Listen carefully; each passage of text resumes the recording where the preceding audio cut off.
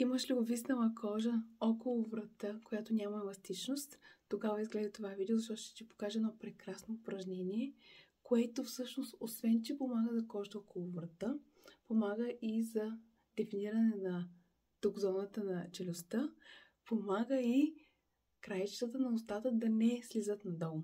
Това упражнение се казва челюстна преса, jaw press.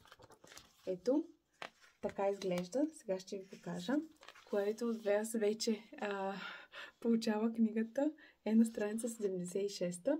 И както аз съм написала, голяма усмивка за цял живот. Защото това упражнение наистина много помага, тонизира, укрепва шията и челюстта, противодейства да се спускат надолу ъглите на устата, както на двойната брадичка и на отпуснатата кожа около врата.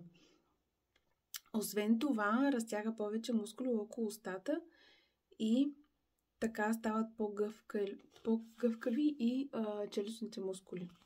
Така че оставяме книгата и ви показвам всъщност как се случва това. Знаете, с метода Face Yoga Gym, който описвам в книгата, работим с съпротивлението. И сега брадичка напред, долната устна върху зъбите, усмивка и брадичка нагоре и държим тук ръцете. По този начин. Брадичка напред.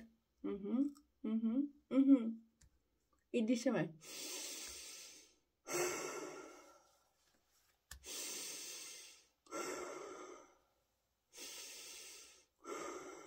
И усещате тук как всичко се разтяга.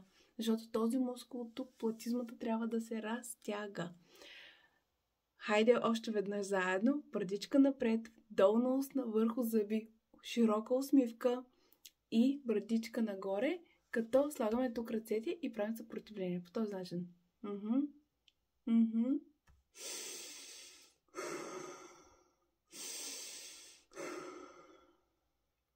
Правете това упражнение 3 пъти по 30 секунди и усетите разликата.